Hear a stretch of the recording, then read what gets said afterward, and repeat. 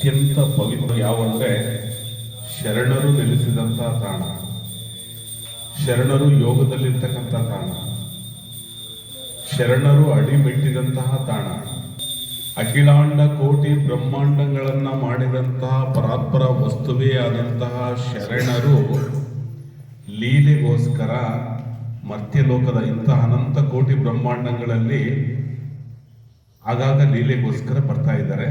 12ನೇ ಶತಮಾನದಲ್ಲಿ ಬಂದರು, ಬೇರೆ ಬೇರೆ ಯುಗದಲ್ಲೂ ಬಂದಿದ್ರು. ನಂತರ 12ನೇ ಶತಮಾನದ ನಂತರ ಬಂದರು. ಯಾರ್ಯಾರು ಬಂದ್ರು ಹೇಳ್ರಿ? ಜೇವರ್ಗೀಶ ಮುಖ ಶಿವೈಗಳು, ಮುಪ್ಪಿನ ಷಡಾಕ್ಷರಿಗಳು ನಿನ್ನೆ ಅಲ್ಲಿ ಹೋಗಿದ್ವಲ್ಲಿ ನಿಜಗುಣ ಶಿವಯೋಗಿಗಳು, ಆನಂತರ ನಾವು ನಿನ್ನೆ ಬೆಟ್ಟಕ್ಕೆ ಹೋಗಿದ್ವಲ್ಲ ಪೂಜ್ಯ ಮಾದೇಶ್ವರ ಶರಣರು, ಬಾಲ್ಯಮಾಂತ ಶಿವಯೋಗಿಗಳು, ನಾಲ್ಕಿಟಿ ಆ ಪರಂಪರೆಯಲ್ಲಿ ಸುಮಾರು ಒಂದು 5-6 ಜನ ಶರಣರು ಬರ್ತಾರೆ. ದೊಡ್ಡದುಂಡೇಶ್ವರರು, ಬೆಳಗಾಂ ಕಡೆಗೆ ದೊಡ್ಡದುಂಡೇಶ್ವರರು, ಮಹಾಲಿಂಗೇಶ್ವರರು ಇತ್ಯಾದಿ ಬರ್ತಾರೆ. ಈ ಭಾಗದಲ್ಲಿ ಯಡಿಯೂರು ಸಿದ್ಧಲಿಂಗೇಶ್ವರರ ಪರಂಪರೆಯಲ್ಲಿ ಯಡಿಯೂರು ಸಿದ್ಧಲಿಂಗೇಶ್ವರರ ಅಥವಾ ಬಸವಾದಿ ಪ್ರಮತರಿಗಿಂತಲೂ ಇವರಿಗೂ ಯಾವುದೇ ರೀತಿಯ ಒಂದು ಬಿಂದು ವ್ಯತ್ಯಾಸ ಇಲ್ಲ. ಅಂತಹ ಪರಾತ್ಪರ ವಸ್ತುವೇ ಆದಂತಹ ಸ್ವತಂತ್ರ ಸಿದ್ಧಲಿಂಗೇಶ್ವರ ಯಡಿಯೂರು ಸಿದ್ಧಲಿಂಗೇಶ್ವರರು ಬಸವಾದಿ ಪ್ರಮುಖರು ಹೆಂಗೆ ವಚನಗಳನ್ನು ಬರ್ತಾರೋ ಸೇಮ್ ಅದೇ ಥರ ಯೋಗದ ಬಗ್ಗೆ, ಬ್ರಹ್ಮಾಂಡದ ಬಗ್ಗೆ ಎಲ್ಲ ವಚನಗಳನ್ನು ಸುಮಾರು 500, 600, 700 ಅಥವಾ ಎಷ್ಟೋ ವಚನ ಬರ್ತಾರೆ. ವಚನ ಸಂಪುಟದಲ್ಲಿ ಇದೆ ಆಲ್ರೆಡಿ. ಅವರು ಎಲ್ಲ ವಚನಗಳನ್ನು ಬರೆದಂತಹ ಮಹಾತ್ಮರ ಸ್ವತಂತ್ರ ಸಿದ್ಧಲಿಂಗೇಶ್ವರರು ಎಲ್ಲ ಲೀಲೆ ಮಾಡಿ ಕೊನೆಗೆ ಜೀವಂತ ಸಮಾಧಿಯಾಗಿದ್ದಂತಹ ಜಾಗದಲ್ಲಿ ನಾವು ನೀವೆಲ್ಲ ಕುಂತಿದ್ದೀವಿ. ಶರಣರ ಜೀವನ ಮರಣದಲ್ಲಿ ನೋಡಬೇಕು, ಮರಣವೇ ಮಹಾನವ. ಆದರೆ ಅವರು ದೇಹವನ್ನು ಬಯಲು ಮಾಡಿಕೊಂಡರೋ ಅಥವಾ ದೇಹ ಸಹಿತವಲ್ಲೋ ಇದೇ ಜಾಗದ ಕೆಳಗೆ ಗವಿಯೊಳಗೆ ಜೀವಂತವಾಗಿ ಇದರೋ ಗೊತ್ತಿಲ್ಲ. ಒಟ್ಟು ಅವರು ಜೀವ ಸಮಾಧಿಯಾದಂತಹ ಪವಿತ್ರ ತಾಣ, ಅತ್ಯಂತ ಪವಿತ್ರ ತಾಣಕ್ಕೆ ಯಾವುದೋ ಜನ್ಮಾಂತರಗಳ ಪುಣ್ಯದ ಫಲದಿಂದ ನಾವು ನೀವೆಲ್ಲ ಈ ಪವಿತ್ರ ಜಾಗಕ್ಕೆ ಬಂದಿದ್ದೀವಿ. ಇಂತಹ ಪವಿತ್ರ ಜಾಗದಲ್ಲಿ ನಮ್ಮ ಕರ್ಮಗಳನ್ನು ಕಳ್ಕೊಂಡು ಅವರ ಕೃಪೆಯನ್ನು ಪಡ್ಕೊಳ್ಲಿಕ್ಕೆ ಒಂದು ಒಳ್ಳೆಯ ಸದಾವಕಾಶ ಇದು. ನಾವು ನಿನ್ನೆ ಇದೇ ಜಾಗದಲ್ಲಿ ಉಳಿಬೇಕಂತ ನನಗೆ ಭಾಳ ಆಸೆ ಇತ್ತು. ಕಾರಣಾಂತರದಿಂದ ಲೇಟಾಗಿ ಅದು ಅಲ್ಲಿ ಬಂತು. ಅಲ್ಲಿನೂ ಚೆನ್ನಾಗಿತ್ತು, ಆದರೂ ಇಲ್ಲಿ ಜಾಗಕ್ಕೆ ಬಂದಿದ್ದೀವಿ. ಈಗ ಪೂಜ್ಯರು ಅವರು ಆ ಪವಾಡಗಳನ್ನು ಸ್ವತಂತ್ರ ಸಿದ್ಧಲಿಂಗೇಶ್ವರ ಬಗ್ಗೆ ವಚನಗಳು ಗೊತ್ತಷ್ಟೇ ನಮಗೆ, ಆದರೆ ಅವ್ರ ಜೀವನ ಚರಿತ್ರೆ, ಎಲ್ಲಿ ಹುಟ್ಟಿದ್ರು, ಏನು ಮಾಡಿದ್ರು, ಏನು ಪವಾಡ ಮಾಡಿದರು, ಹೆಂಗೆ ಬಂದರು, ಇಲ್ಲಿ ಏನೇನು ಘಟನೆಗಳಾದವು, ಅದನ್ನು ಸವಿಸ್ತಾರವಾಗಿ ಅವರ ನುಡಿಗಳನ್ನ ಹೇಳ್ತಾರೆ. ನಾವು ಆದಷ್ಟು ಅವರ ನುಡಿಗಳನ್ನ ಕೇಳಲಿಕ್ಕೆ ನಾವು ಟ್ರೈ ಮಾಡೋಣ. ಎಲ್ಲರಿಗೂ ಶರಣ ಪೂಜ್ಯರಿಗೂ ನಿಮ್ಮೆಲ್ಲರ ಪರವಾಗಿ, ನಮ್ಮ ಶಿವಪುರ ಉಳುವಿ ಮಠದ ಪರವಾಗಿ ಪೂಜ್ಯರ ಒಂದು ಅಡಿದಾವರಕ್ಕೆ ಶರಣಾರ್ಥಿಯನ್ನು ಸಲ್ಲಿಸಿ ಅವರಿಗೆ ಅನುವು ಮಾಡಿಕೊಡ್ತೀನಿ.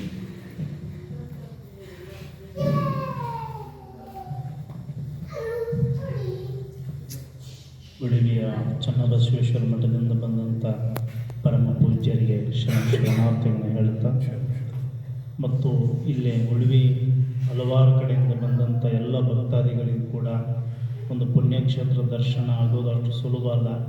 ನೀವೆಲ್ಲರೂ ಕೂಡ ಬಂದಿದ್ದೀರಿ ಅಂದರೆ ಸಿದ್ಧಲಿಂಗೇಶ್ವರ ನಿಮ್ಮ ಆತ್ಮದ ರೂಪವಾಗಿ ಬಂದಿದ್ದಾನೆ. ಹಾಗಾಗಿ ನಿಮ್ಮ ಆತ್ಮಕ್ಕೂ ಶರಣಾರ್ಥಿಗಳನ್ನು ಹೇಳ್ತಾ ಭಕ್ತಾದಿಗಳಿಗೆ ಸ್ಪೇಸ್ ಕಮ್ಮಿ ಮಾಡಿ ಚೂರು ಅಲ್ಲಿ ದೂರ ಇಡು. ಹಾಂ, ಇವತ್ತು ನಮ್ಮ ಸ್ವತಂತ್ರ ಸಿದ್ಧಲಿಂಗೇಶ್ವರ ಒಂದು ಚರಿತ್ರೆಯನ್ನು ಕೇಳಬೇಕಂತೆ ಆ ಥರದಿಂದ ಉಡುಪಿಯಿಂದ ಇಲ್ಲಿ ಗಂಟ ಬಂದಿದ್ದೀರಂದರೆ ಇವತ್ತು ನಮ್ಮ ಜೀವನವೂ ಪಾವನ, ನಿಮ್ಮ ಜೀವನವೂ ಪಾವನ ಇವತ್ತು. ಯಾಕಂದರೆ ಮಹಾತ್ಮರದು ಅಷ್ಟು ಸುಲಭವಾಗಿ ನಮಗೆ ಸಿಗೋಕ್ಕೆ ಸಾಧ್ಯ ಇಲ್ಲ. ಹಾಗೆ ಪರಿಪೂರ್ಣ ಇವತ್ತು ನಮ್ಮ ಕರ್ಮ ಅಳಿತು ಅಂತ ಇವತ್ತಿನ ಅನುಭವ ನಮಗೆ. ಇವ್ರ ಬಗ್ಗೆ ತುಂಬ ಇದೆ. ನಿಮಗೆ ಸರಳವಾಗಿ ನಮ್ಮ ದೊಡ್ಡ ಗುರುಗಳು ಗುರುದುಂಡೇಶ್ವರ ಮಠ ಅಂತ ಬಾಗಲಕೋಟೆ ಇದೆಯಲ್ಲ, ಅಲ್ಲಿ ಅವರು ಬುದ್ಧಿಯವರು ಅಲ್ಲಿಂದ ಬಂದು ಇಲ್ಲೇ ಆಗಿದ್ರು. ಅಂದ್ರೆ ಈ ಪೂಜ್ಯರು ಹಿಂದೆ ಏನೋ ಇದ್ರಲ್ಲ, ಈ ಸದ್ಯ ಐಕ್ಯವಾಗಿದ್ದಾರೆ ಅವರು. ಇವರು ಹಿಂದಿಲ್ಲ ಅವರು. ಇವರು ಸ್ವತಂತ್ರ ಸಿದ್ಧಲಿಂಗೇಶ್ವರು ಬೇರೆ. ಸ್ವತಂತ್ರ ಸಿದ್ಧಲಿಂಗೇಶ್ವರು ನಮ್ಮ ಥರನೇ ಅವರು ಸೇವೆ ಮಾಡ್ಕೊಂಡಿರ್ತಕ್ಕಂಥವ್ರು ಬಾಗಲಕೋಟೆಯವರು. ನಮ್ಮದು ಯಲಬುರ್ಗಾ ತಾಲೂಕು, ಕೊಪ್ಪಳ ಜಿಲ್ಲೆ, ಮೊದಲ ಗ್ರಾಮ. ಅಲ್ಲಿಂದ ಇಲ್ಲಿಗೆ ಅವಿನಾವ್ಯ ಬಾಂಧವ್ಯ ಅಂದರೆ ಶರಣರ ಪರಂಪರೆ ನಮ್ಮ ಉತ್ತರ ಕರ್ನಾಟಕದಿಂದ ಐತೆ ಅನ್ನೋದಕ್ಕೆ ಒಂದು ಸರಳವಾಗಿ ನಿಮಗೆ ಹೇಳಿದ್ದು. ಹಾಗಾಗಿ ಆ ಸ್ವತಂತ್ರ ಸಿದ್ಧಲಿಂಗೇಶ್ವರ, ಯಡೂರು ಸಿದ್ಧಲಿಂಗೇಶ್ವರ ಸಮಕಾಲೀನರು, ಜೊತೆಯಲ್ಲೇ ಇದ್ದಂಥವ್ರು. ಯಾವುದೋ ಒಂದು ಸಾಧನೆಯಲ್ಲಿ ಭಿನ್ನಾಭಿಪ್ರಾಯ ಬಂದಾಗ ಇವರು ಇಲ್ಲಿ ನೋಡಿ ನಮ್ದು ಒಂದು ಕ್ಲಿಯರ್ ಆಯಿತು. ಯಡೂರು ಸಿದ್ಧಲಿಂಗೇಶ್ವರರು ನಂತರದ ಎಷ್ಟೋ ವರ್ಷಗಳ ನಂತರ ಇವರು ಆಗಿಲ್ಲ.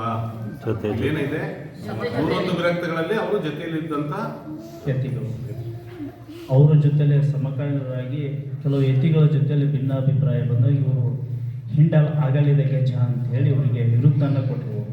ಎಲ್ಲ ಯತಿಗಳು ಹಿಂಡಲ್ ಆಗಲಿದ ಗಜ. ಹಾಗಾಗಿ ಇವರು ಒಬ್ಬರೇ ಏಕಾಂಗಿಯಾಗಿ ನನ್ನ ಪಡಿ ನಾನು ಬಿಟ್ಟುಬಿಡಿ, ನನ್ನ ಪಡಿ ನಾನು ಹೊರಟೋಗ್ತೀನಿ, ಏಕಾಂತದಲ್ಲಿ ಹೋಗ್ತೀನಿ ಅಂತೇಳಿ ಇವರು ಏಕಾಂತದಲ್ಲಿ ಪಾದಯಾತ್ರೆ ಈ ಭಾಗಕ್ಕೆ ಬಂದರು, ಮಂಡ್ಯ ಭಾಗಕ್ಕೆ. ಕೆಲವೊಂದು ಕಾರಣ ಇರುತ್ತೆ.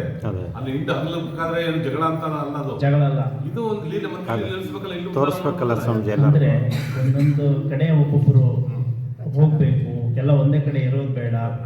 ಎಲ್ಲ ಕಡೆನೂ ಒಂದೊಂದು ಭಾಗಕ್ಕೆ ಒಬ್ಬೊಬ್ಬರು ಹೋಗಿ ಅಲ್ಲಿ ಅಜ್ಞಾನವನ್ನು ಹೋಗಲಾಡಿಸಿ ಜ್ಞಾನದ ಕಡೆ ತೊಗೊಂಡು ಹೋಗುವಂಥ ಭಕ್ತರನ್ನ ಹಾಗಾಗಿ ನಮ್ಮ ಮಂಡ್ಯ ಜಿಲ್ಲೆಯನ್ನು ಆಯ್ಕೆ ಮಾಡಿಕೊಂಡ್ರು ನಮ್ಮ ಸ್ವತಂತ್ರ ಸಿದ್ಧಲಿಂಗೇಶ್ವರವರು. ಈ ಮಂಡ್ಯ ಜಿಲ್ಲಾ ಭಾಗಕ್ಕೆ ಬಂದು ಒಂದು ಊರಿನಲ್ಲಿ ನೀರು ಕೇಳಿದರು. ನೀರು ಕೇಳೋದಕ್ಕೆ ನೀರು ಕೊಳ್ಳಿ 12 ಆಳ ಪ್ರಮಾಣ ಬಾವಿ ತೋಡಿದ್ರು ನಿಮ್ಮೂರಾಗ ನೀರು ಬರಬಾರ್ದು ಅಂತೇಳಿ ಶಾಪ ಕೊಟ್ಟಿದ್ದಾರೆ. ಅವರಲ್ಲಿ ಇವತ್ತಿಗೂ ಅಂದರೆ ಗುರುವಿನ ಮಹಿಮೆ ಎಷ್ಟಿದೆ ಫಸ್ಟ್ ಅವ್ರು ಹೇಳ್ಕೊತಾರೆ. ಸಾಧು ಸಂತರು ಗುರು ಹಿರಿಯರಿಗೆ ಗೌರವವನ್ನು ಕೊಡಬೇಕು. ಏನು ಕೇಳಿದ್ರು ನೀರು ಮಾತ್ರ ಇಲ್ಲ ಅನ್ನಬಾರ್ದು. ಆ ನೀರಿನ ಮಹಾತ್ಮ ಎಲ್ಲ ಪರಶಿವನ ಒಂದು ಸೃಷ್ಟಿಯದು. ಹಾಗಾಗಿ ದಾನ ಧರ್ಮಕ್ಕಿಂತ ಅನ್ನದಾನ ದೊಡ್ಡದು, ನೀರು ದಾನ ದೊಡ್ಡದು, ವಿದ್ಯಾದಾನ ದೊಡ್ಡದು, ಆಶ್ರಯ ದಾನ ದೊಡ್ಡದು ಅಂತಿರ್ತಕ್ಕಂಥ ಮಾತನ್ನು ಎಷ್ಟು ಅವ್ರಿಗೆ ತಿಳಿಯೋದು ಕೇಳಲಿಲ್ಲ. ಅವಾಗ ಅವ್ರು ಕೊಪ್ಪಿಸ್ಕೊಂಡು ಹಿಂತಿರುಗದಂಗೆ ಮಾಯ ಆಗ್ಬಿಡ್ತಾರೆ.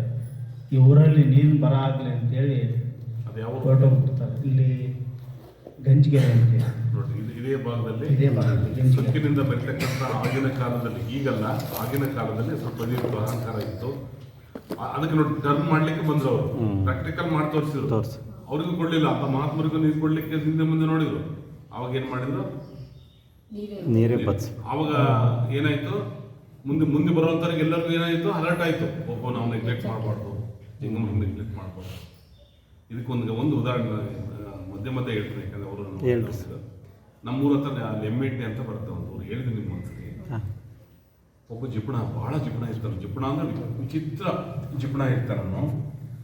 ಆದರೆ ಬೆಳಗ್ಗೆನೆ 6-7 ಗಂಟೆಗೆ ಅವನು ಕಣದಲ್ಲಿ ರಾಶಿ ಮಾಡಿರ್ತಾನೆ. ಕಣದಲ್ಲಿ ರಾಶಿ ಅಂದ್ರೆ ಏನು ಗೊತ್ತಾ? ಏನಪ್ಪ ರಾಶಿ? ತಲೆ ಕೆಟ್ಟೋಗ್ಬಿಡ್ತಪ್ಪ ನಮ್ಗೆ. ಕಣ ಅಂದ್ರೆ ಏನೋ ಗೊತ್ತಿಲ್ಲ, ರಾಶಿ ಅಂದ್ರೆ ಏನೋ ಗೊತ್ತಿಲ್ಲ, ಹಾಲು ಎಲ್ಲಿಂದ ಬರ್ತಾ ಅದು ಗೊತ್ತಿಲ್ಲ. ಡೈರಿ ಅಲ್ಲ ಪಾಪ ಕರೆಕ್ಟಾಗಿ ಕೇಳ್ತಿರೋದು. ಕಣ ಅಂದ್ರೆ ಏನು ಅಂತ ಕೇಳ್ತಾನ ಅವನು. ಇಲ್ಲಿ ಏನಿದೆ ಗೊತ್ತಾ, ಕಣ ಗೊತ್ತಿಲ್ಲ, ರಾಶಿ ಮಾಡಿರ್ತಾರೆ. ಇಲ್ಲಿ ಏನಿದೆ ಗೊತ್ತಾ, ರೈತರು ತಾವು ಹೊಲದಲ್ಲಿ ಬೆಳೆ ಬೆಳೆದಿರ್ತಾರೆ. ಮನೆ ನೋಡಿ ಚಿಕ್ಕವಿರ್ತವೆ. ಬೆಳೆಯನ್ನ ಕೊಯ್ದು ತಂದು ಬಡವೆ ಥರ ಒಡ್ತಾರದೆಲ್ಲ. ರಾಗಿ, ಜೋಳ, ಭತ್ತದ ಇವೆಲ್ಲ ತಂದು ಒಂದು ಕಡೆಗೆ ಒಂದು ಜಾಗದಲ್ಲಿ ಏನು ಇಡ್ತಾರಲ್ಲ, ಒಬ್ಬೊಬ್ರು ಸಪ್ರೇಟ್ ಕಣ ಅಂತ ಮಾಡ್ಕೊಂಡಿರ್ತಾರೆ. ಕಣ ಅದಕ್ಕೆ ಕಣ. ಆ ಜಾಗ ಒಂದು ಅದು ಬಡಿಯೋದು ಅಥವಾ ತುಳಿಸೋದು ಅಥವಾ ಅದೆಲ್ಲ ಕಾಳು ಸ್ಟೋರೇಜ್ ಹುಲ್ಲನ್ನು ಬೇರೆ ಮಾಡೋದಕ್ಕೆ ಒಂದು ಜಾಗಕ್ಕೆ ಏನಂತಾರೆ, ಅದಕ್ಕೆ ಕಣ ಅಂತಾರೆ. ಆ ಕಣದಲ್ಲಿ ಅವನು ಎಲ್ಲ ಹುಲ್ಲು ಕಾಳುಗಳನ್ನು ಬೇರೆ ಮಾಡಿ ರಾಶಿ ಹಾಕಿ ಅವತ್ತು ನೈಟ್ ಮಲಗಿದ್ದ ಆ ರೈತ. ನಮ್ಮೂರ ಹತ್ರ ಅಲ್ಲಿ MIT ನಡೆದ ಘಟನೆ ಹೇಳ್ತೀನಿ. ಆವಾಗ ಅದೇ ಟೈಮಿಗೆ ಬೆಳಿಗ್ಗೆನೆ ಒಬ್ಬ ವ್ಯಕ್ತಿ ಬಂದ, ನನಗೇನಾದ್ರು ಸ್ವಲ್ಪ ಭಿಕ್ಷೆ ನೀಡ್ತೀನಪ್ಪ, ಸ್ವಲ್ಪ ರಾಶಿ ಬಿದ್ದಿದೆ, ಸ್ವಲ್ಪ ಭಿಕ್ಷೆ ಕೊಡಪ್ಪ ಅಂತ. ಅವನೇನು ಬಂದ, ಏನು ಬೆಳಗ್ಗೆ ನಿಮಗೆ ನೀವು ಮಾಡಲಿಕ್ಕೆ ಏನು ಕೆಲಸ ಇಲ್ವಾ ನಿಮಗೆ?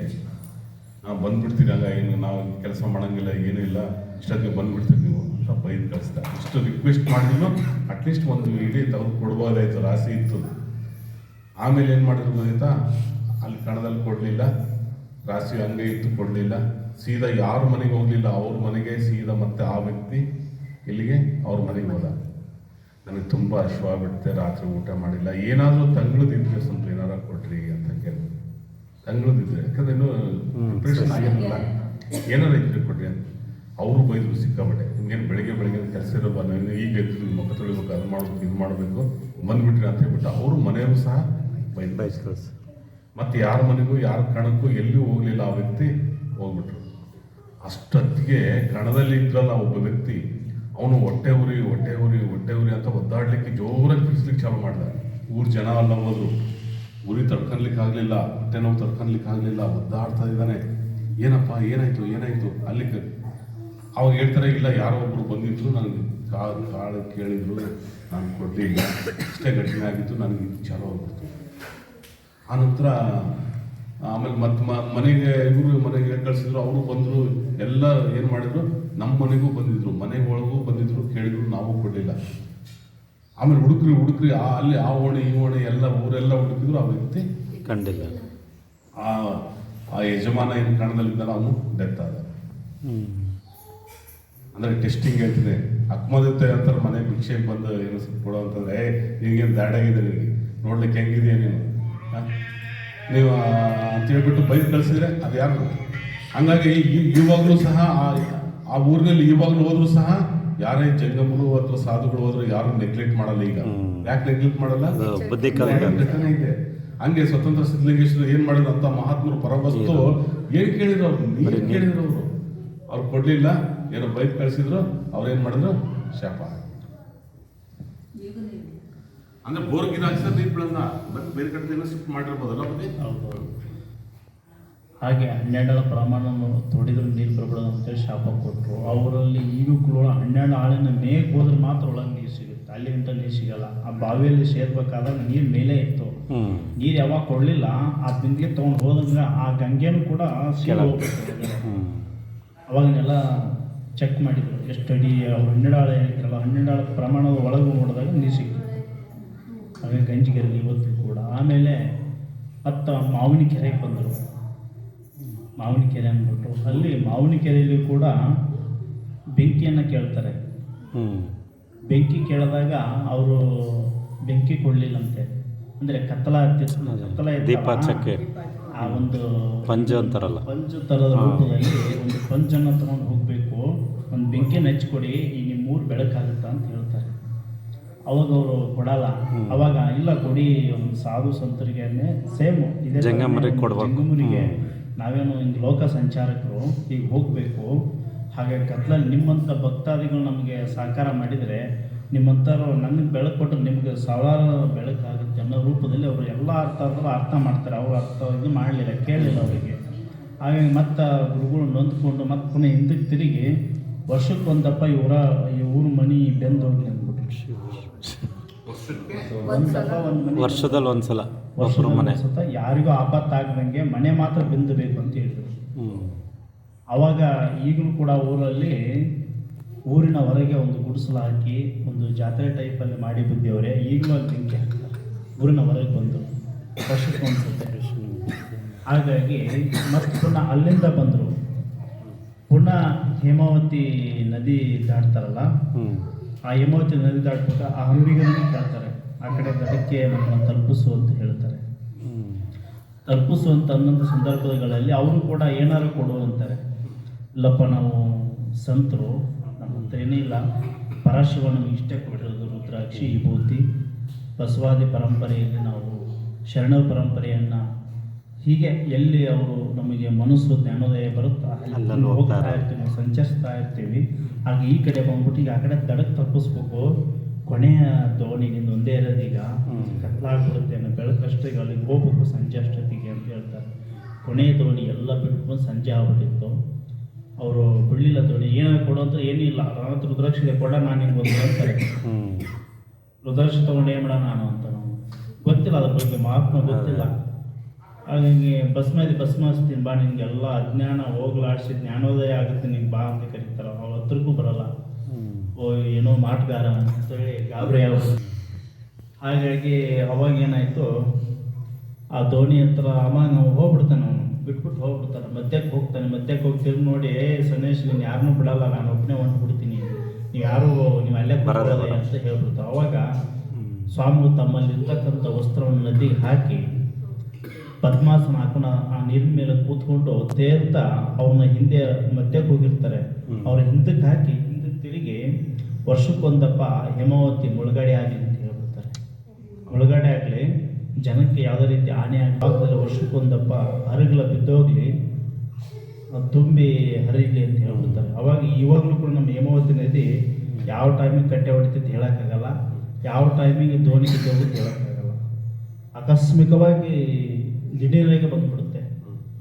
ಅದೊಂದು ಪವಾಡ. ಮತ್ತು ಪುನಃ ಇಲ್ಲಿ ಕಟ್ಟಳ್ಳಿ ಅಂತ ಬರುತ್ತೆ. ಅಲ್ಲಿ ಕಟ್ಟಳ್ಳಿ ಕೂಡ ಒಬ್ಬರಿಗೆ ಮಕ್ಕಳು ಸಂತಾನ ಭಾಗ್ಯ ಇರಲ್ಲ. ಅವಾಗೆಲ್ಲ ಹಿಂದೆ ಚಿಕ್ಕ ಚಿಕ್ಕ ಗುಡಿಸ್ಲು ಹಾಕ್ಕೊಂಡು 4-3 ಮನೆ ಇರೋವು ಅಷ್ಟೇ. ಅವಾಗ ಜಾಸ್ತಿ ಇರ್ತಿರ್ಲಿಲ್ಲ ಮನೆಗಳು. ಅಮ್ಮಮ್ಮಲ್ಲಿ ಒಂದು 10 ಮನೆ ಇರ್ಬೇಕಾದ್ರೆ ಆಯಷ್ಟು. ಅವಾಗ ಅಲ್ಲಿ ಕಟ್ಟಳ್ಳಿ ಅಂತೇಳಿ ಅಲ್ಲಿ ಬಂದರು. ಅಲ್ಲಿ ಕೂಡ ಏನಾರ ಹಿಂಗೆ ಸಂಚಾರಕ್ಕೆ ಭವತಿ ಭಿಕ್ಷಾ ಅಂತ ಎಂಟಿ ಗುಡಿಸ್ಲು ಹತ್ರ ಹೋದಾಗ ಒಂದು 2-3 ಮನೆಯವ್ರು ಕೊಡಲಿಲ್ಲ. ಇನ್ನೊಂದು ಅಜ್ಜಿ ಇತ್ತು, ಇನ್ನೇನು ಕೊನೆ ಮನೆ ಇದೊಂದು ಉಳಿದಿದೆ ನೋಡೋಣ, ಶಿವನ ಇಚ್ಛೆ, ಪರಶಿವನ ಇಚ್ಛೆ ಅಂದ್ಬಿಟ್ಟು ಅವಾಗ ಆ ಮನೆಗೆ ಹೋಗ್ತಾರೆ. ಅವಾಗ ಆ ಅಜ್ಜಿ ಭಾಳ ಆನಂದದಿಂದ, ಅವ್ರ ಮನೇಲಿ ಏನೂ ಇರಲ್ಲ, ಭಾಳ ಏನೂ ಇರಲ್ಲ, ಬರೀ ಗುಡಿಸಿರ್ತೈತಿ, ಏನಿರಲ್ಲ. ಅವರಿಗೆ ಎಷ್ಟು ವರ್ಷ ಅಲ್ಲೇ ಒಂದು 50 ವರ್ಷ ಮಕ್ಕಳು ಭಾಗ್ಯ ಇರೋಂಗಿಲ್ಲ. ಒಂದು ಅವ್ರ ಮನೆಯಲ್ಲಿ ನಮ್ಮ ಮಗಳಿಗೆ ಹಿಂಗೆ 50 ವರ್ಷ ಆಗಿದೆ, ಮಗು ಇಲ್ಲಂತೆ, ಭಾಳ ಒಳ್ಳೆದಾಯ್ತೀನಿ ಸ್ವಾಮಿ, ಬಾ ಸ್ವಾಮಿ, ನೀವು ಬಂದದ್ದು ನನಗೆ ಭಾಳ ಒಳ್ಳೇದಾಯ್ತು ಸ್ವಾಮಿ ಅಂದ್ಬಿಟ್ಟು ಪಾಪ ಪೂಜೆ ಮಾಡಿ, ಇನ್ನೇನು ಪಾಪ ಪೂಜೆ ಏನೋ ತಾಂಬೂಲ ಕೊಡ್ಬೇಕಲ್ಲ, ಏನಾರ ಕೊಡಬೇಕಲ್ಲ, ಗುರುಗಳು ಹಾಗೆ ಕಳ್ಸಂಗಿಲ್ಲಲ್ಲ. ಆ ಅಜ್ಜಿಗೆ ಭಾಳ ಚಿಂತೆ ಆಯಿತು, ಏನು ಕೊಡ್ಬೇಕು ಗುರುಗಳಿಗೆ, ಏನಿಲ್ಲಲ್ಲ ಅಂತ. ಅವಾಗ ಒಂದು ಪಕ್ಕದಲ್ಲಿರ್ತಕ್ಕಂಥ ಮಗು ಚಿಕ್ಕ ಚಿಕ್ಕ ಹಳ್ಳಿಗಳನ್ನ ಹಾದು ಆನೆಕಲ್ಲ ಆಟ ಆಡಕ್ಕಂದ್ಬಿಟ್ಟು ಅಲ್ಲಿ ಗುಬ್ಬೆ ಹಾಕಿತ್ತು. ಅವಾಗ ಆ ಅಜ್ಜಿ ಪರದಾಡೋದು ನೋಡಿ ಗುರುಗಳಿಗೆ ಗೊತ್ತಾಗುತ್ತೆ ಸೂಕ್ಷ್ಮ. ಅವಾಗ ಏನು ಹುಡುಕ್ತಾ ಇದೆ, ಅಲ್ಲೇ ಇದೆಯಲ್ಲವಾ ಹುಳ್ಳಿ ಕಾಲು ಅಂದ್ಬಿಡ್ತಾರೆ. ಅವಾಗ ಅವ್ರು ಇನ್ನು ಗುರುಗಳಿಗೆ ಇನ್ನು ತಿರುಗಿ ಮಾತಾಡಲೇ ಇಲ್ಲ. ಅಲ್ಲಿ ಹೋಗಷ್ಟು ಹುಳ್ಳಿ ಕಾಲ ಅದು ಕಲ್ಲಂತ ಗೊತ್ತಿದೆ, ಗುರುಗಳು ವಾಗ್ದಾನಕ್ಕೆ ನಾನು ಇನ್ನು ತಿರುಗಿ ಮಾತಾಡ್ಬಾರ್ದು ಅಂತೇಳಿ ಆಯ್ತಪ್ಪ ಅಂದ್ಬಿಟ್ಟು ಅದನ್ನ ಮುಟ್ಟಿದ್ರು. ಆ ಕಳ್ಳುಗಳ ಸಣ್ಣ ಸಣ್ಣ ಹಳ್ಳಿಗಳನ್ನ ಮುಟ್ಟಿದ ತಕ್ಷಣ ಹುಳ್ಳಿ ಕಾಲಾಗಿತ್ತು. ಆ ಹುಳ್ಳಿ ಕಾಳನ್ನ ತೊಗೊಂಬಂದು ನೀರಿನೊಳಗೆ ಹಾಕಿ, ತಣ್ಣೀರಿನೊಳಗೆ ಹಾಕಿಬಿಡ್ತಾರೆ, ಬೆಂದು ಬಿಡುತ್ತೆ. ಅದು ಬೆಂದು ಆ ಮಡಿಕೆ ಒಳಗೆ ಬೆಂದ ತಕ್ಷಣ ತೊಗೊಂಡು ಗುರುಗಳು ನೋಡುವ, ಇದು ಹುಳ್ಳಿ ಕಾಳ ತಿಂತೀನಿ, ಈ ಕಟ್ಟಿನ ಸಾರು ಕುಡಿದು ಇದು ಕಟ್ಟಳ್ಳಿ ಅಂತ ಪ್ರಸಿದ್ಧಿ ಆಗಲಿ ಅಂತ ಹೇಳಿದ್ರು. ಇವತ್ತು ಕೂಡ ಕಟ್ಟಳ್ಳಿ ಅಂತ ಹೇಳ್ತಾರೆ ಅದಕ್ಕೆ. ಅವರಿಗೆ ಕಟ್ಟಿನ ಸಾರು ಕುಡಿದಕ್ಕೆ ಈ ಕಟ್ಟಿನ ಸಾರು ನೀವು ತಗೊಳ್ಳಿ, ಹುಳ್ಳಿ ಕಾಳು ನಾ ತಗೊತೀನಿ, ಇದು ಮಕ್ಕಳು, ಇದು ವಂಶ ಪರಂಪರೆಯಾಗಿ ಬೆಳವಣಿಗೆ ಆಗಲಿ ಅಂತ. ಇವತ್ತಿಗೂ ಕೂಡ ಒಂದು 300 ಮನೆ ಇದಾವೆ ಅಲ್ಲಿ, ನಮ್ಮ ಮಠದ ಭಕ್ತರೇ ಅವರೆಲ್ಲ. ಹಾಗಾಗಿ ಮತ್ತೆ ಪುನಃ ಇನ್ನೊಂದು ಊರಿಗೆ ಬಂದರು. ಇನ್ನೊಂದು ಊರಲ್ಲಿ ಈ ಬೊಕ್ಕನ ಕೆರೆ ಭಾಗಕ್ಕೆ ಬಂದರು. ಅಲ್ಲಿ ಒಂದು ಪವಾಡ ಮಾಡಿದ್ರು. ಏನು ಪವಾಡ? ಅವಾಗ ಅವ್ರಿಗೆ ಹಿಂಗೆ ತುಂಬ ಇದು ಇರ್ತದಂತೆ, ಯಾರೋ ಯಡಿಯೂರಪ್ಪನವ್ರ ಅಂಶಕ್ರ ಹಿಂದೆ ತುಂಬ ಇದು ಇರ್ತದೆ. ಅವರಿಗೆ ಮುಂದೆ ಒಂದು ದಿನ ನಿಮಗೆ ರಾಜ್ಯನ ಆಡುವಂಥ ನಿಮ್ಮ ಕುಟುಂಬದಲ್ಲಿ ಹುಟ್ಟಿ ಬರ್ತಾರಂತ ಹೇಳಿರ್ತಾರೆ ಅವತ್ತಿನ ಕಾಲದಲ್ಲಿ. ಅವಾಗ ಅವರು ಆಯಿತು, ಅವರು ಭಾಳ ಗೌರವದಿಂದ, ಗುರುಗಳ ಕಂಡು ಸ್ವಲ್ಪ ಗೌರವ ಭಕ್ತಿ ಇತ್ತು ಅವರಿಗೆ. ಹಾಗಾಗಿ ಆಯಿತು ಸ್ವಾಮಿ, ತಾವು ಎಲ್ಲಿರ್ತೀವಿ, ತಮಗೆ ಯಾವಾಗಲೂ ನಾವು ಭಕ್ತರಾಗಿ ಪರಂಪರೆಯಾಗಿ ನಾವು ನಡ್ಕೊಂಡು ಹೋಗ್ತೀವಿ ಅಂತ ಹೇಳ್ತಾರೆ. ಆವಾಗ ಈ ಸ್ವತಂತ್ರ ಸಿದ್ಧಲಿಂಗೇಶ್ವರ ಇಲ್ಲಿ ಒಂದು ಬೆಟ್ಟ ಇದೆ, ಆ ಬೆಟ್ಟ ಕಾಣುತ್ತೆ, ಆ ಬೆಟ್ಟದಲ್ಲೇ ಇರ್ತೀನಿ ನಾನು ಯಾವಾಗಲೂ, ಬಂದು ಹೋಗಿ ಯಾವಾಗ ಬೇಕು ದರ್ಶನ ಮಾಡ್ಕೊಂಡು ಹೋಗಿ ಅಂತ ಹೇಳಿರ್ತಾರೆ. ಅವಾಗ ಅವರು ಯಡಿಯೂರಪ್ಪನವರು ಕುಟುಂಬ ಇಲ್ಲಿಗೆ ಮನೆ ದೇವರಾಗಿ ಮುಂದುವರಿತಾರೆ. ಹಾಗೆ ಇಷ್ಟು ತಮಗೆ ಸಿಕ್ಕಿದೆ. ಆಮೇಲೆ 800ಕ್ಕೂ ಎಷ್ಟು ವಚನಗಳನ್ನು ಬರೆದಿದ್ದಾರೆ ಸ್ವತಂತ್ರ ಸಿದ್ಧಲಿಂಗೇಶ್ವರು. ಈ ಭಾಗದಲ್ಲಿ ನಮ್ಮ ಮಂಡ್ಯ ಜಿಲ್ಲೆಯಲ್ಲಿ ವಚನಗಾರ ಯಾರೂ ಇಲ್ಲ. ಸ್ವತಂತ್ರ ಸಿದ್ಧಲಿಂಗೇಶ್ವರರೇ ನಮ್ಮ ಕೇರ್ಪೇಟೆ ತಾಲೂಕಲ್ಲಿ ಕೃಷ್ಣರಾಜ ಒಡೆಯರ ಕಾಲದಲ್ಲಿ, ಇವ್ರಿಗೂ ಕೂಡ ಕೃಷ್ಣರಾಜ ಒಡೆಯರು ಕೂಡ ಇವರ ದರ್ಶನಕ್ಕೆ ಬರ್ತಿದ್ರು ಅನ್ನೋದು ಹಿಂದೆ ವಾಡಿಕೆ ಇತ್ತು. ಅವಾಗ ಜೀವಂತವಾಗಿ ಇದ್ದ ಅಂಥ ಸಂದರ್ಭಗಳಲ್ಲಿ ಅವಾಗ ದರ್ಶನಕ್ಕೆ ಬರ್ತಿದ್ರು ಅಂತ ಹೇಳಿ ಪ್ರತಿನಿಧಿ ಇಲ್ಲಿ ಹಿರಿಕರು, ಇಲ್ಲೆಲ್ಲ ಅಕ್ಕಪಕ್ಕ ಗ್ರಾಮದ ಹಿರಿಕರು ಹೇಳ್ಕೊಡ್ತಾ ಬರ್ತಾ ಇದ್ದಾರೆ. ಚಾರ್ಜ್ ಇಲ್ಲ. ಅವಾಗ ಹಿಂದೆ ಹಿರಿಕರೆಲ್ಲ ಹೇಳ್ಕೊಂಡು ಬರ್ತಾ ಇದ್ರು, ನಿಮಗೆ ಮಹಾರಾಜರು ಇದೆಲ್ಲ ಬರ್ತಿದ್ರು, ಹೋಗ್ತಿದ್ರು ಕೃಷ್ಣ ಇಲ್ಲಿ ಬಂದು ಇಲ್ಲಿ ಕವಿಗಳನ್ನೇ ತಪಸ್ಸು ಮಾಡ್ಕೊಂಡು ಕೂತಿದ್ದ ಸಂದರ್ಭಗಳಲ್ಲಿ ಕೆಲವು ವರ್ಷಗಳಾದ ನಂತರ ಮತ್ತೆ ಹೈದರಾಲಿ ಬರ್ತಾರೆ.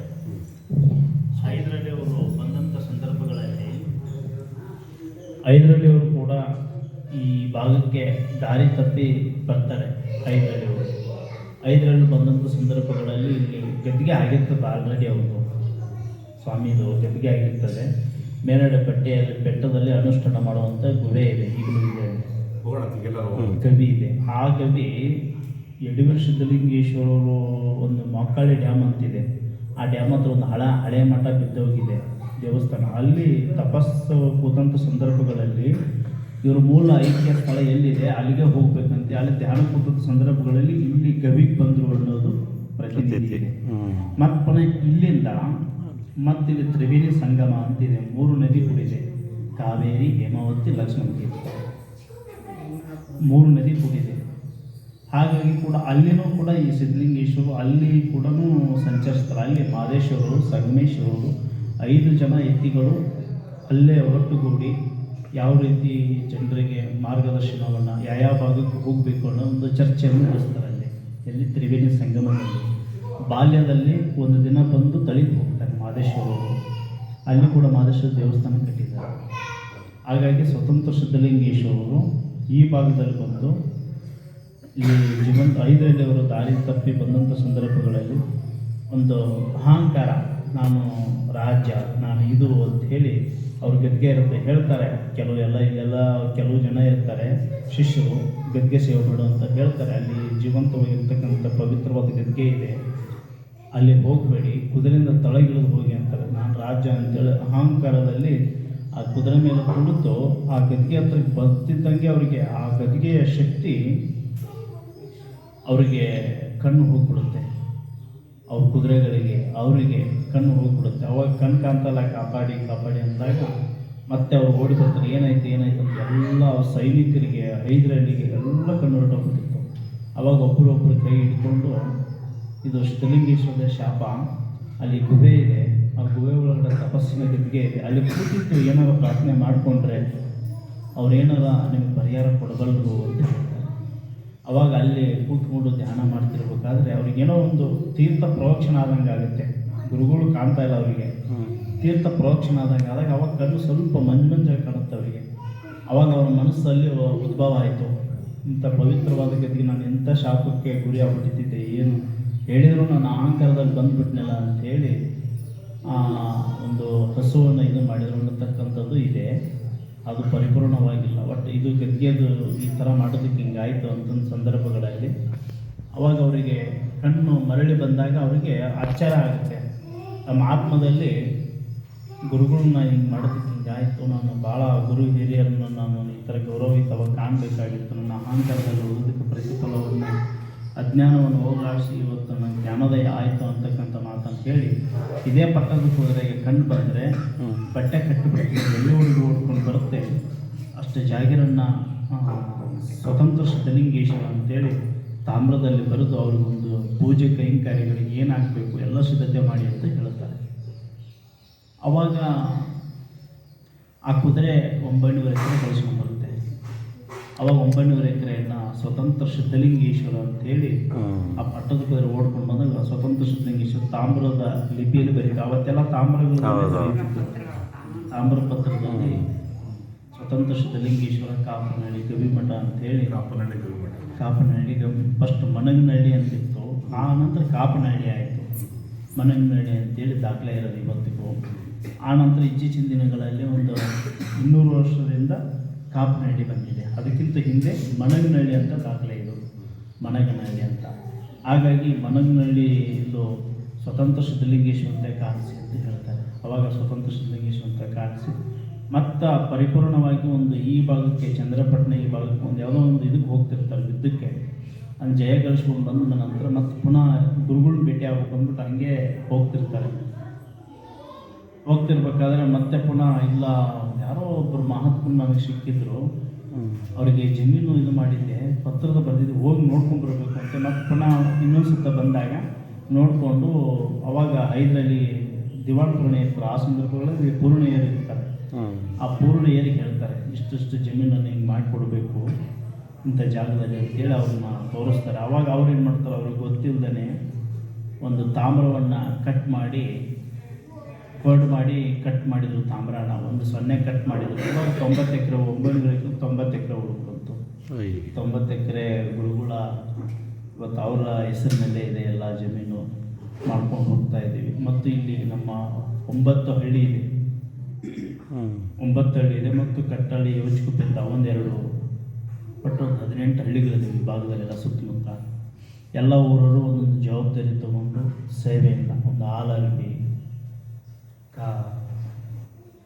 ನಾಟ್ನಳ್ಳಿ ಅಂತ ಹಾಲರ್ಬಿ ಮಾಡ್ತಾರೆ, ಬೆಳ್ಳೆಕೆರೆ ಅಂದ್ಬಿಟ್ಟು ತೆಪ್ಪ ಮಾಡ್ತಾರೆ, ಮತ್ತು ಯೋಚಿಕುಪ್ಪೆ ಕಟ್ಟಳ್ಳಿ ಉತ್ಸವವನ್ನು ತೊಗೊಂಡೋಗಿ ಮೇಲೆ ಗಿರಿ ಹೋಗಿ ನಾವು ಉತ್ಸವ ಅಂತ ಮಾಡ್ತಾರೆ. ಗಿರಿ ಮೇಲೆ ಹೋಗಿ ಪಲ್ಲಕ್ಕಿ ತೊಗೊಂಡೋಗಿ ಅಲ್ಲಿ ಪೂಜೆ ಮಾಡಿ ಮೇಲೆ ಗವಿಯಿಂದ ಮೇಲೆ ಗಿರಿ ಇದೆ, ಆ ಗಿರಿ ಮೇಲೆ ಉತ್ಸವ ಮಾಡ್ತಾರೆ. ಮತ್ತು ಮತ್ತಿಘಟ್ಟ ಎಡೆಹಳ್ಳಿ ಮತ್ತು ಗವಿ ಮೇಲಿನ ಉತ್ಸವ ಅಂತ ಮಾಡ್ತಾರೆ, ಗವಿ ಒಳಗೆ ಉತ್ಸವ ಮಾಡ್ತಾರೆ. ಮತ್ತು ಪುನಃ ದತ್ತನಕಟ್ಟೆ ನಮ್ಮ ಕಾಪನಹಳ್ಳಿ ಅವರು ತೇರಿಗೆ ಹಗ್ಗ ಮಾಡ್ತಾರೆ. ಹಾಗೆ ಒಂದೊಂದು ಒಂದೊಂದು ಅಲಂಕಾರವನ್ನು ಒಂದೊಂದು ಜವಾಬ್ದಾರಿಯನ್ನು ಆಗಿಂದಲೂ ಮಾಡ್ಕೊಂಡು ಈಗಲೂ ನಡೀತಾ ಇದೆ ತುಂಬ ಅದ್ಭುತವಾಗಿ. ಮತ್ತು ಇನ್ನೊಂದು ಪವಾಡ ಏನಾಗ್ತದೆ, 2005ರಲ್ಲಿ ಒಂದು ಪವಾಡ ಆಯಿತು ನಮ್ಮ ಸಿದ್ಧಲಿಂಗೇಶ್ವರ ಗದ್ದಿಗೆ. ಏನು ಪವಾಡ ಅಂತಂದರೆ 2005ರಲ್ಲಿ ಕೆರೆ ಕಟ್ಟೆಗಳೆಲ್ಲ ಹೊಡೆದು ನಮ್ಮ ಕೇರ್ಪೇಟೆನೇ ಅರ್ಧ ಕೊಚ್ಕೊಂಡು ಹೊರಟೋಗಿತ್ತು. ಅವಾಗ ಈ ಗದ್ದಿಗೆ ಇನ್ನೂ ತಳಭಾಗಕ್ಕಿತ್ತು.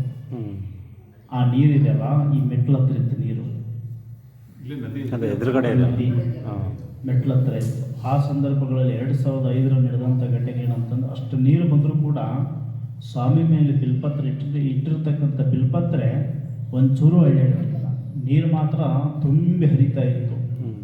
ಆ ಸ್ವಾಮಿಯ ಮೇಲೆ ನೀರು ತುಂಬಿದೆ, ಆದರೂ ಇವತ್ತಿನ ಕಾಲದಲ್ಲಿ ಹಾರಗಳು ದಾರ ಪೋಣಿಸಿ ಕಟ್ಟಿರ್ತಾರೆ. ಆವತ್ತಿನ ಕಾಲದಲ್ಲಿ ಯಾವ ಇದನ್ನು ಬರೀ ವಿಡಿಯೋ ತೊಗೊಂಡೋಗಿ ಇಟ್ಬಿಡ್ತಿದ್ರು.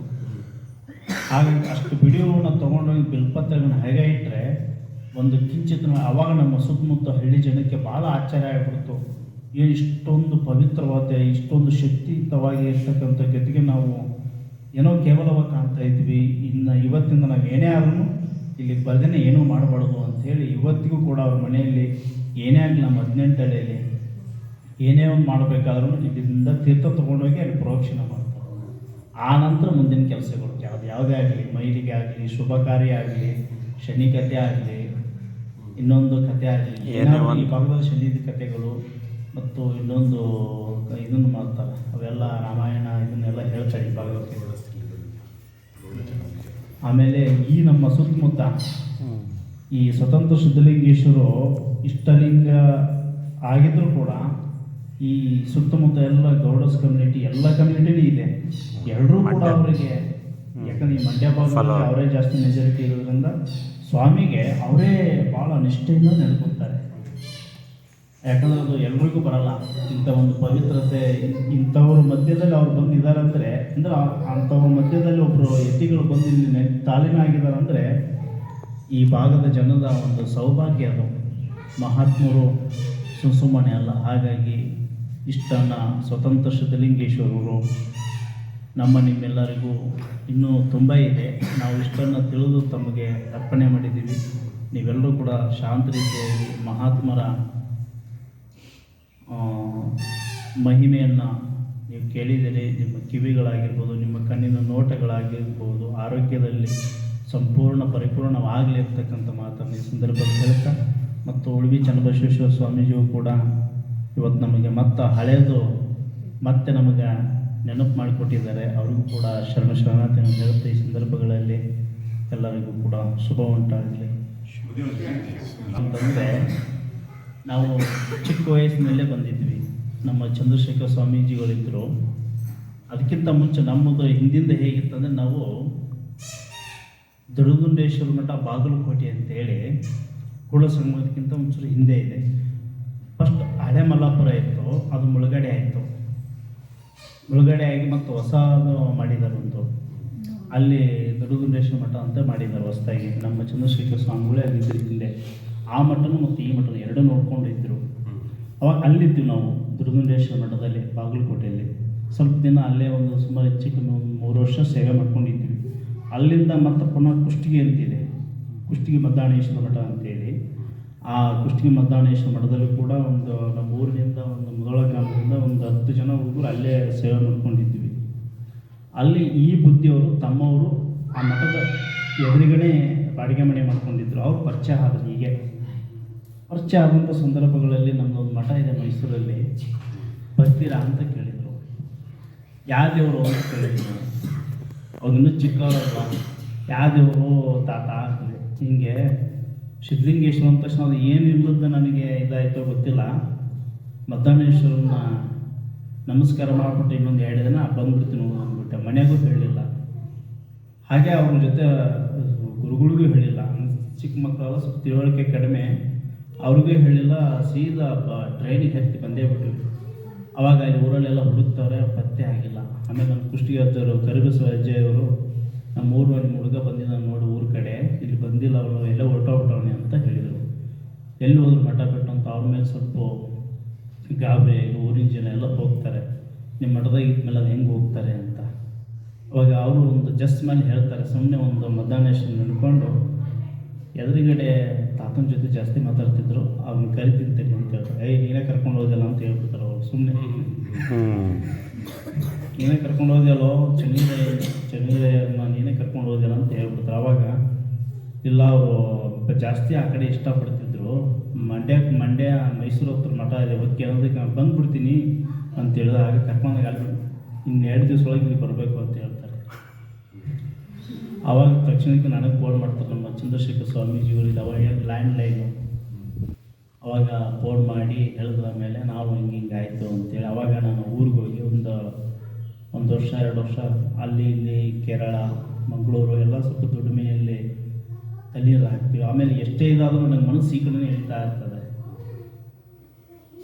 ಆಮೇಲೆ ಒಂದು ಸತಿ ಹೀಗೆ ಬೆಂಗಳೂರಲ್ಲಿ ಬಂದಂಥ ಸಂದರ್ಭಗಳಲ್ಲಿ, ಬೆಂಗಳೂರಲ್ಲಿ ಬಿಲ್ಡಿಂಗ್ ಕಟ್ಟಡಗಳು ಬರ್ತಾವಲ್ಲ, ಕಟ್ಟಡಕ್ಕೆ ಕೆಲಸಕ್ಕೆ ಸೇರ್ಕೊಂಡಿರ್ತೀವಿ. ಅಲ್ಲಿ ಕೂಡ ನನಗೆ ಮನಸ್ಸು ಈ ಕಡೆನೇ ಒಳಗಿರುತ್ತೆ. ಆಮೇಲೆ ಮರ್ತ್ಬಿಟ್ಟಿದ್ದೀನಿ ಹೆಸರನ್ನ, ತುಂಬ ದಿನ ಒಟ್ಟು ನೆನಪಾಗೋದು, ಹೆಸರು ಮರ್ತ್ಬಿಟ್ಟಿದ್ದೀನಿ. ಅಲ್ಲಿ ಒಂದು ಯಾವುದೋ ಒಂದು ಹುಡುಗ ಪರಿಚಯ ಆಗಿ ನನಗೆ ಒಟ್ಟು ನಿದ್ದೆ ಬರ್ತಾಯಿಲ್ಲ, ರಾತ್ರಿ ಹೊತ್ತೆಲ್ಲ ದೇವ್ರು ಕಾಣಿಸ್ಕೊಳ್ಳುತ್ತೆ, ನೋಡಬೇಕು ಅನ್ಸುತ್ತೆ. ನನಗೆ ಊರ ಹೆಸರು ನೆನಪಿಲ್ಲ. ಅವಾಗ ಆ ಹುಡುಗ ಪರಿಚಯಕ್ಕೆ, ನಮ್ಮ ಮಂಡ್ಯದಲ್ಲಿ ಒಂದು ದೇವರಿದೆ, ಗುಡ್ಡ ಇದೆ, ಬೆಟ್ಟ, ಇವರು ಬೆಟ್ಟ ಅಂತಿದ್ರೆ ಗುಡ್ಡ ಅಂತಿದ್ದೆ. ಗುಡ್ಡ ಐತೆ ಅಂತ ನನಗೆ ಗೊತ್ತಾಗಿಲ್ಲ ಗುಡ್ಡ ಅಂದ್ರೆ. ಅವಾಗ ಬೆಟ್ಟ ಅಂದನ, ಯಾವುದೋ ಒಂದು ನೋಡ ನಡಿಯಪ್ಪ ಅಂತ ಬಂದೆ ಅವನ ಜೊತೆಯಲ್ಲಿ. ಅವಾಗ ಬಂದು ನೋಡಿದರೆ ನಮ್ಮ ಬೆಟ್ಟ ಕಾಣಿಸ್ತು. ಮತ್ತು ಈ ಮಠ ಎಲ್ಲ ಬಸ್ತಾ ಕಟ್ಟಿದ್ರು. ನನಗೆ ಅಲ್ಲಿ ಬೆಟ್ಟ ನೋಡಿದಾಗ ಖುಷಿ ಆಯಿತು. ಇಲ್ಲಿ ಬರ್ತಿದ್ದಂಗೆ ಹಳ ಬಂದ್ಬಿಡ್ತು ನನಗೆ, ದುಃಖ. ನಾನು ನೋಡಿರ್ತಕ್ಕಂಥ ದೇವ್ರು ಅಲ್ಲಲ್ಲ ಅಂತ ದುಃಖ ಬರ್ತಾಯಿತ್ತು. ಆಮೇಲೆ ಸ್ವಾಮೀಜಿಯವ್ರ ತಮ್ಮ ಇದ್ದರು, ಇದೇ ಮೂಲೆಯಲ್ಲಿ ನಿಂತಿದ್ರು, ಈಶಾನ್ಯ ಮೂಲೆಯಲ್ಲಿ. ನಾವು ಈಗ ಬಂದ್ವಿ ಸಂಜೆಯಲ್ಲಿ. ಆವಾಗ ಯಾವರಪ್ಪ ಅಂದರು, ನಮ್ಮದು ಕೊಪ್ಪಳ ಜಿಲ್ಲೆಯಲ್ಲಿ ಚನ್ನವೀರಯ್ಯ ಅಂದರು. ಅವಾಗ ನನಗೆ ದುಃಖ ಎಲ್ಲ ಹೊರಟೋಯ್ತು. ನಮ್ಮ ಗದ್ಗೆ ಇದೆಯಾ, ಇದೇ ನಮ್ಮ ಗದ್ಗೆ ಅಂತ. ಅವಾಗ ಮತ್ತೆ ಪುನಃ ನನಗೆ ಸಂತೋಷ ಆಯಿತು. ಸಿದ್ಧಲಿಂಗಜ್ಜ ನಮಸ್ಕಾರ ಮಾಡು, ನಡಿ ಪ್ರಸಾದ ಮಾಡಿಡಿ ಅಂತ. ಅವಾಗ ನಾವು ಇಲ್ಲೇ ಮಾಡ್ಕೊಂಬಂದಿದ್ದೀನಿ. ಎಲ್ಲಿ ಅಂತ, ಬೆಂಗಳೂರು, ಇಲ್ಲೇ ಐತಲ್ಲಿ ಬೆಂಗಳೂರು, ನಡೆಯೋದಾಟ ಊಟ ಮಾಡ್ಕೊಂಡು ನಡಿ ಅಂತ ಮತ್ತೆ ಪ್ರಸಾದ ಮಾಡಿಸಿ ಬುದ್ಧಿಯಲ್ಲಿ ಫೋನ್ ಮಾಡ್ತಾರೆ ಚಂದ್ರಶೇಖರ ಸ್ವಾಮೀಜಿಗಳಿಗೆ. ಫೋನ್ ಮಾಡಿ ಹಿಂಗೆ ಹಳೆ ಹುಡುಗ ಒಂದು ಚಿಕ್ಕ ವಯಸ್ಸಲ್ಲಿ ಬಂದಿತ್ತು, ವಾಪಸ್ ಬಂದಿದ್ದಾನೆ, ಹಂಗಾರೆ ಏನು ಮಾಡಬೇಕು, ಅಲ್ಲೇ ಇಟ್ಕೊಂಡು ಬರ್ತೀನಿ ಅಂದ್ಬಿಟ್ಟು ಪುಣ್ಣ ಒಂದು ಮಳ್ಳ ಮರದಿನ ಬಂದು ಮತ್ತೆ ನಮ್ಮಲ್ಲಿ ಇಟ್ಕೊಂಡು ಎಲ್ಲರೂ ಹೋಗ್ಬೇಕು ಅರ್ಜೆಂಟು ಅಂತಂದು. ಇಲ್ಲಿ ಎಲ್ಲೂ ಹೋಗಿಲ್ಲ, ಸಿದ್ಧಲಿಂಗಪ್ಪ ಅಂತ ನೀವು ಸೇವೆ ಮಾಡಿಕೊಂಡೇ ಇರಬೇಕು ಅಂತ ಹೇಳ್ತಾರೆ ಚಂದ್ರಶೇಖರ ಸ್ವಾಮಿಗಳು. ಇಲ್ಲೆಲ್ಲ ಹೋಗ್ಲೇಬೇಕು ನಾನು ಅಂತ. ಇಲ್ಲ ನೀವು ಹೋಗಲ್ಲ, ಸಿದ್ಧಲಿಂಗಪ್ಪ ಆಪ್ನ ತೊಗೊಂಡು ಹೋಗ್ಬಿಡೋದು ಅಂತಾರೆ. ಅವಾಗ ನನಗೆ ಬರೋ ರಾತ್ರಿ ಹೊತ್ತು ನಿದ್ದೆ ಬರ್ತಿದ್ದಿರಲ್ಲ. ಮತ್ತು ಇದನ್ನು ಮತ್ತೆ ಪುನಃ ಇನ್ನು ಹೋಗ್ಬಿಟ್ರೆ ಮತ್ತೆ ಇನ್ನೇನಾಗುತ್ತೆ ಕತೆ ಭಯ. ಅವಾಗ ರಾತ್ರಿ ಹೊತ್ತು ನಿದ್ದೆ ಬರ್ತಿಲ್ಲ, ಸ್ವಾಮಿ ಕಾಣಿಸ್ಕೊಳ್ಳೋರು. ಹೀಗಾಗೋದಲ್ಲ ನಮಗೆಲ್ಲ. ಇನ್ನು ಮತ್ತೆ ಒಟ್ಟು ಇನ್ನೇನಾಗುತ್ತೋ, ಇನ್ನು ಬೇಡ, ಪರಿಪೂರ್ಣ ಅಂತ ಅಪ್ಪನೇ ತಗೊಳ್ಳೋಣ ಅಂದ್ಬಿಟ್ಟು ದೂರದಲ್ಲಿ ನಿಂತಿದ್ವಿ. ಎಲ್ಲ ಸೇವೆ ಮಾಡೋಕ್ಕೆ ಬಂದಿನಪ್ಪ, ಇಟ್ಕೊಂತೀವಿ ಅವ್ನು ಮನಸ್ಸು ಕೊಡಪ್ಪ ಅಂದರು. ಬಲಭಾಗದಲ್ಲಿ ಪ್ರಸಾದ ಆಗ್ಬಿಡ್ತು. ಅವಾಗ ನಾನು ಅವತ್ತಿಂದ ಇವತ್ತಿನವರೆಗೂ ಅಡಿಗಾಡಲಿಲ್ಲ. ಇಲ್ಲೇ ಸೇವೆ ಮಾಡಿಕೊಂಡು 2004ರಲ್ಲಿ ಅವಾಗ ಬಂದು ನೀನು ಎಲ್ಲಿ ಹೋಗಲಿಲ್ಲ, ಇಲ್ಲೇ ಉಳ್ಕೊಂಡು ಇಲ್ಲೇ ಇರೋದು. ಮತ್ತು ಹೀಗೆ ಒಂದು ಸತಿ ಏನಾಯಿತು ಅಂತಂದರೆ, ಆ ಬುದ್ಧಿಯವರು ಸ್ವಲ್ಪ 1 ವರ್ಷ ಆಗುತ್ತೆ, ನನಗೆ ಅನುಭವ ಆಗುತ್ತೆ. 1 ವರ್ಷ ಅನುಭವ ಆದಮೇಲೆ ಹೀಗೆ ಚಂದ್ರಶೇಖರ ಸ್ವಾಮಿ ಬಂದಾಗ ಒಂದು ಚಿನ್ನದ ಕಿರೀಟ ಮಾಡಿಕೊಟ್ಟಿರ್ತಾರೆ ನಮ್ಮ ಮಠದ ಭಕ್ತರು. ಕಟ್ಟಳೆಯಲ್ಲಿ ಅವ್ರಿಗೆ ಮಕ್ಕಳು ಇರೋಂಗಿಲ್ಲ, ಮಕ್ಕಳು ಸಂತಾನ ಆದಮೇಲೆ ಒಂದು ಕಿರೀಟ ತಂದು ಕೊಡ್ತೀನಿ ಅಂತ ಹೇಳಿರ್ತಾರೆ ಗದ್ದಿಗೆಗೆ. ಅವ್ರ ಮಕ್ಕಳು ಸಂತಾನ ಆಯಿತು. ಅವ್ರು ಒಂದು ಕಿರೀಟ, ಚಿನ್ನದ ಕಿರೀಟ ಏನು ಮಾಡಿದ್ದೀನಿ, ಹೂವಿನೊಳಗಡೆ ಮರ್ತ್ಬಿಟ್ಟು ಏನು ಮಾಡಿದ್ದೀನಿ, ಹೂವಿನೊಳಗೆ ಹಾಕಿಬಿಟ್ಟಿದ್ದೀನಿ. ಹೂವಿನೊಳಗೆ ತೊಗೊಂಡೋಗಿ ಚಿಕ್ಕ ಇಷ್ಟೆಷ್ಟಪ್ಪ ಚಿಕ್ಕ ಸ್ವಾಮಿ ಉತ್ಸವ ಮೂರ್ತಿ ಅದ್ರ ಮೇಲೆ ಇಡೋದು ಇಷ್ಟೆಷ್ಟಪ್ಪ. ಅವರು ಬುದ್ಧಿಯವರು ನಾನು ಲೇಟಾಗಿ ಸ್ವಲ್ಪ ರಾತ್ರಿ ಹೊತ್ತು ಬಂದುಬಿಟ್ರಲ್ಲ ಅವ್ರು ಬಂದ ತಕ್ಷಣ ಬೇಗ ಗದಿಗೆ ಪೂಜೆ ಮಾಡಿ ಕ್ಲೀನ್ ಮಾಡಿ ಒಳಗಡೆ ಬುದ್ಧಿಯರಿಗೆ ವ್ಯವಸ್ಥೆ ಮಾಡೋಕ್ಕೆ ಹೋಗ್ಬೇಕು ಅಂದ್ಬಿಟ್ಟು ರಾತ್ರಿ 10:30ಗೆ ಬಂದರು. ಅವಾಗ ರಾತ್ರಿ ಗದಿಗೆ ಬುದ್ಧಿಯರು ಎದ್ಬಿಟ್ಲೆ ಬೇಗ ಪೂಜೆ ಆಗ್ಬೇಕಲ್ಲ ಗದಿಗೆಗೆ. ರಾತ್ರಿನ ಕ್ಲೀನ್ ಮಾಡ್ಕೊಂಡ್ಬಿಟ್ಟು ಬೆಳಗ್ಗೆ ಸಲೀಸಾಗಿ ಪೂಜೆ ಮಾಡೋಕೆ ಅನುಕೂಲ. ಅವ್ರು ಆತ್ರಕ್ಕೆ ಬುದ್ಧಿಯರು ಬಂದು ಅಂದ್ಬಿಟ್ಟು ಆತ್ರಕ್ಕೆ ಎಲ್ಲ ತೊಗೊಂಡೋಗಿ ಹಳ್ಳಕ್ಕೆ ಹಾಕ್ಬಿಟ್ಟಿದ್ರು. ಹಾಂ, ಇಲ್ಲೇ ಇರುತ್ತೆ.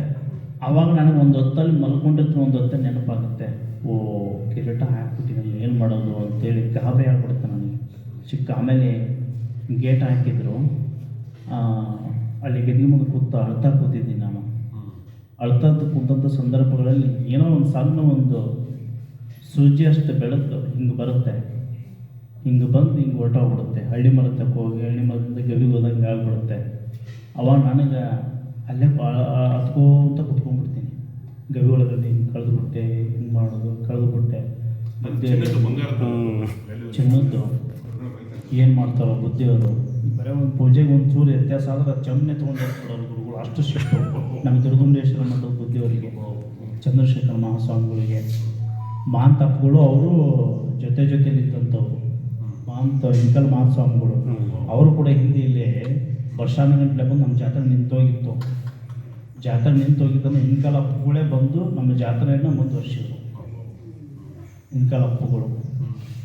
ಹಾಗಾಗಿ ಇಂಕಲ್ ಅಪ್ಪುಗಳು ಇದ್ದಾಗ ನಾವು ಅವಾಗೆಲ್ಲ ಹಿಂದೆ ಅವರು ನಮ್ಮ ಚಂದ್ರಶೇಖರ ಸ್ವಾಮಿಗಳು ಏನು ಪೂಜೆಗಿದ್ದ ಚಮ್ಮನೆ ಹೊಡೆಯೋರು. ಇನ್ನು ಚಿನ್ನದ ಕಿರೀಟ ಹೋಗಿತ್ತಂದ್ರೆ ನಮ್ಗೆ ಬಿಡ್ತಾರ. ಅವಾಗ ಗಾಬರಿ ಆಗ್ಬಿಟ್ಟು ಸೀದಾ ಗವಿಗೆ ಹೋಗಿ ಹತ್ಕೋತ ಕೂತಿದ್ದೆ. ಸೂರ್ಯ ಉದಯ ಗೊತ್ತಿಲ್ಲ. ಒಂದೇ ದಿವಸಕ್ಕೆ ಎದ್ದುಬಿಟ್ಟು ಬಂದು ಬೀಗ ತೆಗಿತೀನಿ. ಬೀಗ ನನ್ನ ಸೊಂಟದ ದಾರದಲ್ಲೇ ಇತ್ತು, ಬುಡದಾರದಲ್ಲೇ ಇತ್ತು. ಬೀಗ ತೆಗೆದುಬಿಟ್ಟು ಒಳಗಡೆ ಗರ್ಭಗುಡಿ ಬಾಗಿಲು ಓಪನ್ ಮಾಡ್ತೀನಿ, ಚಿನ್ನದ ಕಿರೀಟ ತಲೆ ಮೇಲೆ ಇತ್ತು.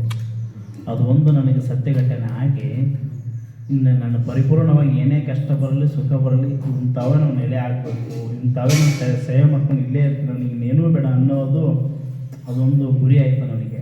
ಆಮೇಲೆ ಆರೋಗ್ಯದಲ್ಲಿ ನಮಗೆ ಎಷ್ಟೋ ಸತ್ಯ ಆರೋಗ್ಯದಲ್ಲಿ ಏರುವೇಷನ್ ಆಗಿತ್ತು.